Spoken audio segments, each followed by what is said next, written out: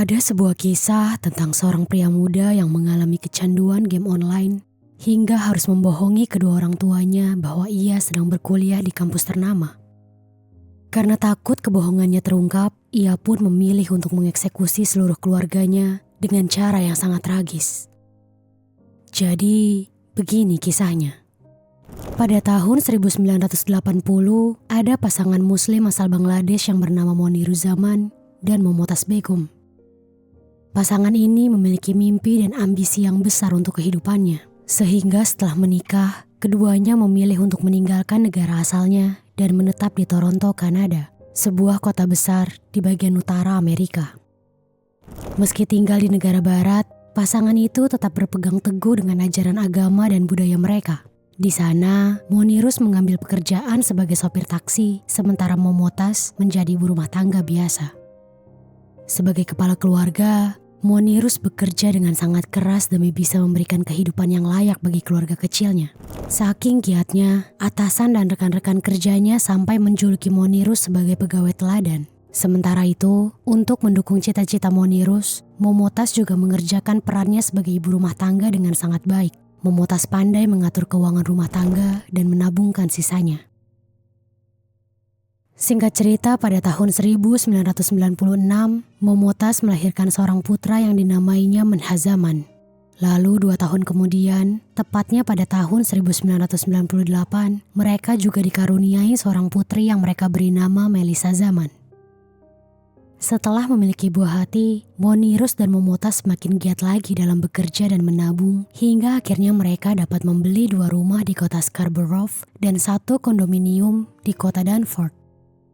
Meskipun telah berhasil mengumpulkan cukup banyak harta, Monirus maupun Momotas tidak serta-merta menjadi sombong ataupun malas. Monirus masih tetap bekerja dengan giat sebagai seorang sopir taksi, sementara untuk menambah tabungan mereka, Momotas mulai mengerjakan sampingan yakni dengan menyewakan rumah yang telah mereka beli sambil mengurus kedua buah hatinya. Beberapa bulan kemudian, Momotas ternyata merasa kewalahan jika harus mengurus segalanya sendiri. Akhirnya, ia pun meminta bantuan kepada ibunya yang bernama Firoza Begum untuk membantunya mengurus kedua buah hatinya. Setelah ibunya setuju, mereka pun menerbangkan ibunya dari negara asalnya ke Kanada untuk tinggal bersama mereka. Bisnis penyewaan rumah yang dilakukan Momotas tanpa terduga berjalan dengan sangat lancar dan menghasilkan keuntungan yang luar biasa. Akhirnya, sekitar tahun 2006, mereka pun membeli rumah lagi di kawasan 1006 Castlemore Avenue di Markham, Ontario. Dan sejak saat itu, mereka sekeluarga pun tinggal di sana. Singkat cerita, Menhas dan Melissa tumbuh semakin besar. Momotas menjadi ibu yang sangat baik bagi kedua buah hatinya. Ia penyayang, perhatian, dan cukup dekat dengan mereka.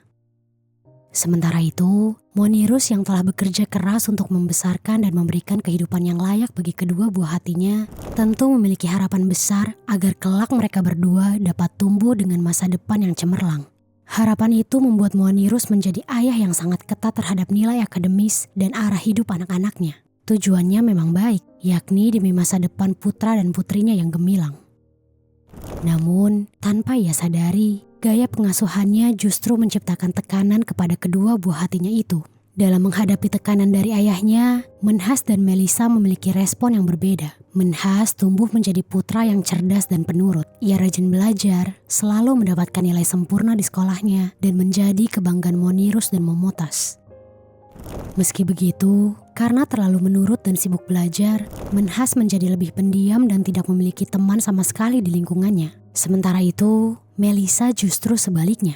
Ia tumbuh menjadi gadis pembangkang. Setiap hari, kegiatannya hanyalah bertengkar dan berdebat dengan kedua orang tuanya. Meski cukup lumayan di bidang akademis, tetapi pergaulannya sangatlah liar. Ia suka menyelinap keluar di malam hari, merokok, hingga minum alkohol. Melihat kelakuan putrinya, ayahnya pun jadi sering naik pitam dan suka membanding-bandingkan dirinya dengan kakaknya. Namun Melissa sangatlah keras kepala, jadi semakin ia dibanding-bandingkan dengan Menhas, perilakunya justru akan semakin parah. Suatu hari, pertengkaran besar terjadi antara Melissa dan Monirus. Sebabnya, gadis yang baru masuk SMA itu meminta izin kepada orang tuanya agar diperbolehkan tinggal bersama dengan pacarnya. Mendengar hal itu dari mulut putrinya, Monirus yang merupakan seorang muslim yang taat pun jelas naik pitam. Adu mulut pun tak dapat terelakkan di antara mereka. Hingga akhirnya Melisa pun berkata seperti ini. Ya udah kalau emang ayah dan ibu gak setuju. Lagian aku udah gede juga, aku gak butuh izin kalian. Aku tetap akan pergi, ucap Melisa. Lalu kemudian bergegas membereskan pakaiannya dan pergi dari rumah orang tuanya itu.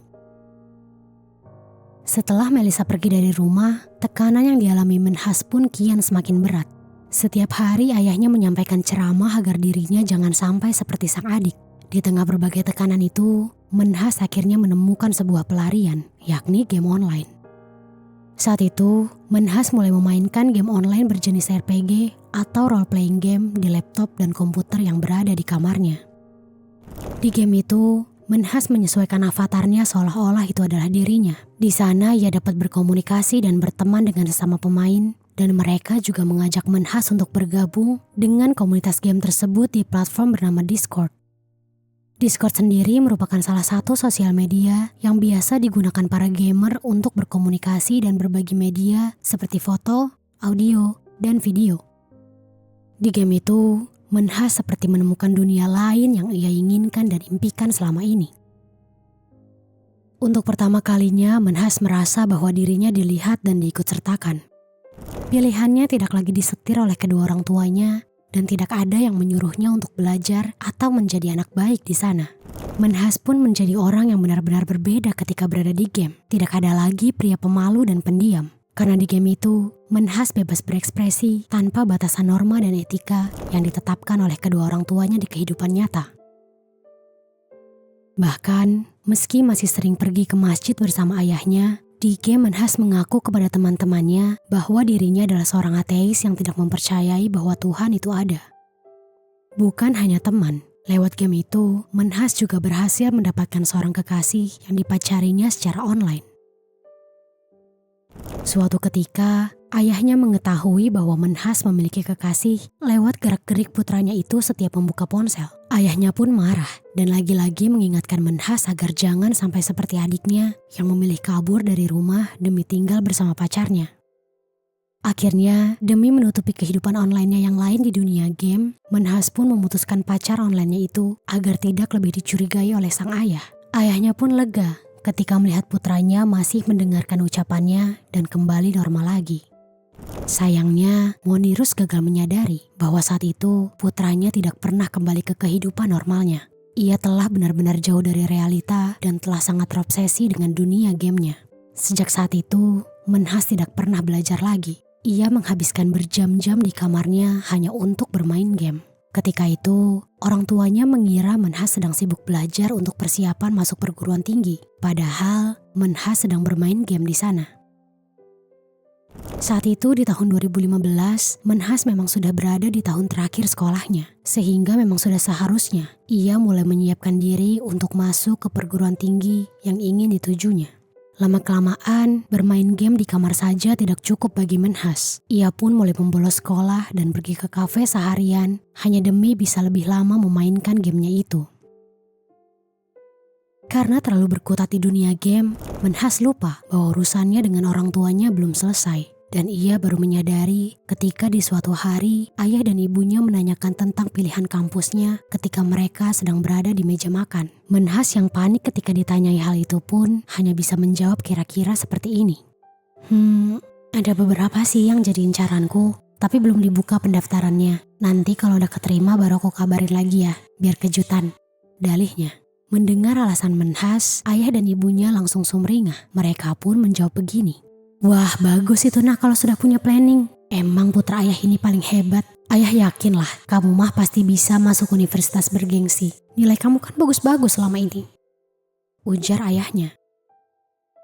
Setelah percakapan itu, Menhas pun mulai mencoba mendaftar ke beberapa universitas ternama. Namun semuanya gagal.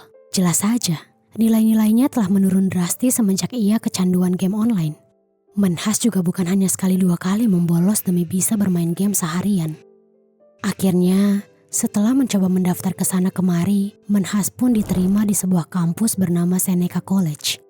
Sayangnya, kampus itu biasa-biasa saja, tidak bergengsi seperti yang diucapkan oleh ayahnya. Akhirnya, karena takut mematahkan ekspektasi kedua orang tuanya, Menhas pun memilih untuk berbohong. Kepada orang tuanya, ia mengumumkan bahwa ia diterima di sebuah kampus bernama York University, jurusan teknik mesin. Ayah dan ibu Menhas tentu saja sangat senang mendengar pengumuman itu. Mereka bangga mengetahui kerja keras mereka selama ini berhasil mengantarkan putra mereka untuk menjadi calon insinyur. Sepenuhnya mereka percaya kepada Menhas tanpa ada kecurigaan sedikit pun.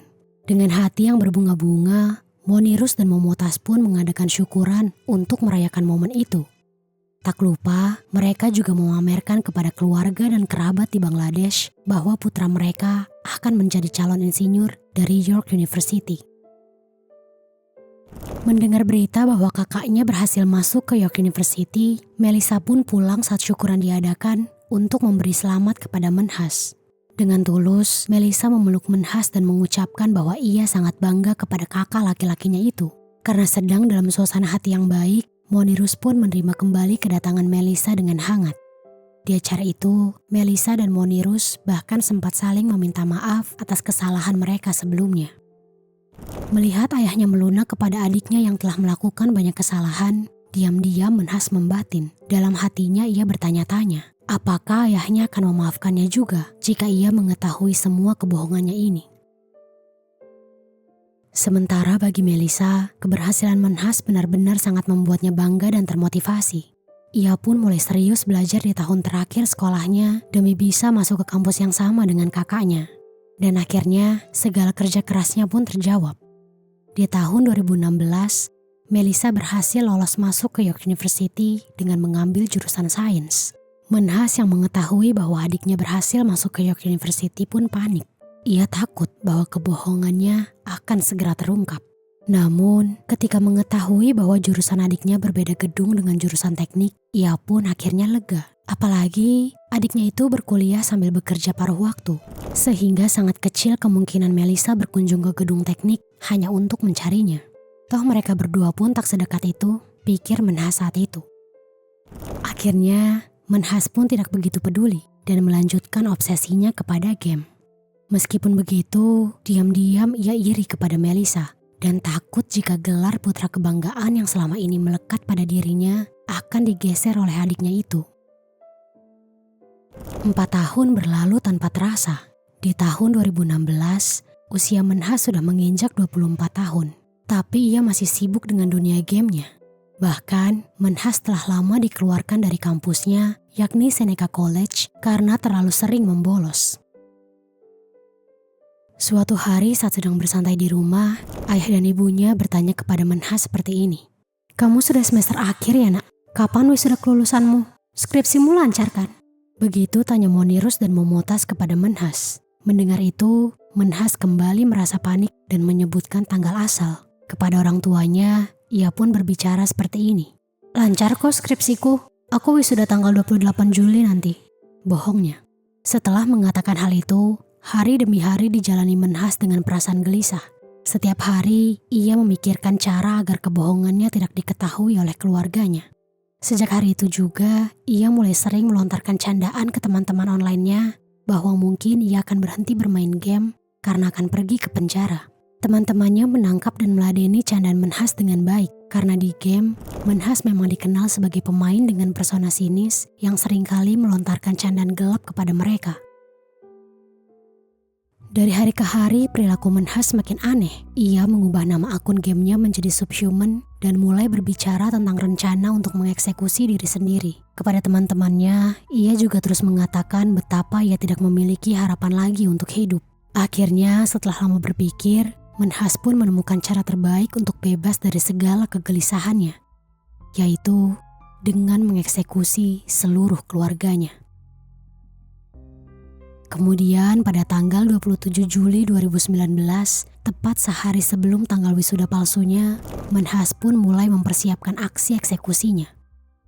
Di hari itu, adik dan ayahnya pergi di pagi hari untuk bekerja dan akan kembali di sore hari. Sementara itu, ibunya juga tidak ada di rumah karena sedang mengurus bisnis penyewaan rumah. Karena hanya ada neneknya di rumah, Menhas pun lebih leluasa dalam mempersiapkan barang yang akan digunakannya saat beraksi nanti. Di siang hari, ibunya pulang ke rumah dan mengajak neneknya untuk tidur siang di lantai atas. Menhas yang mengetahui hal itu pun mulai beraksi. Pertama-tama, ia mendatangi kamar ibunya dan membobolnya.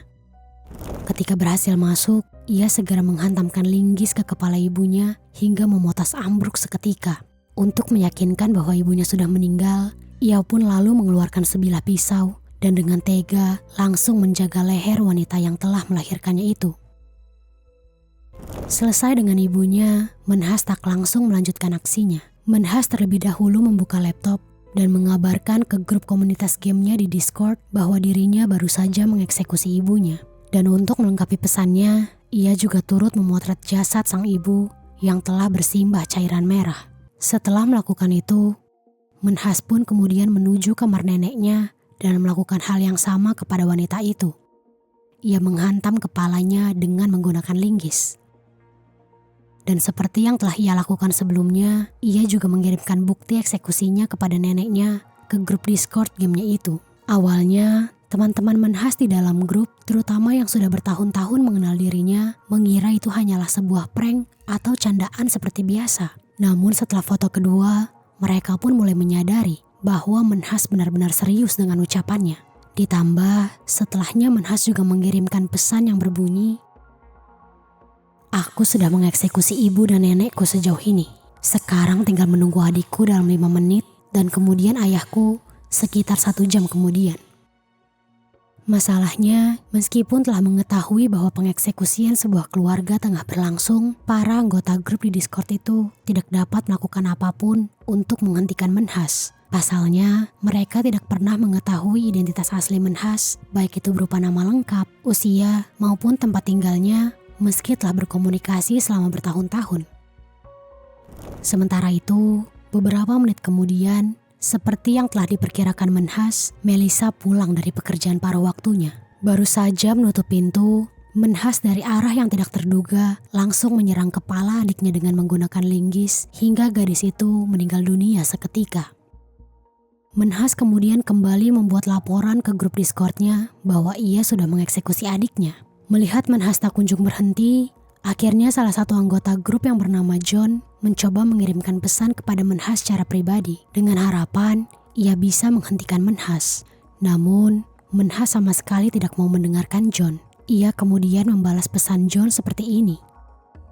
"Ini merupakan rencanaku sejak 3 tahun yang lalu. Beberapa hari yang lalu, aku berbohong kepada orang tuaku bahwa aku wisuda di tanggal 28 Juli.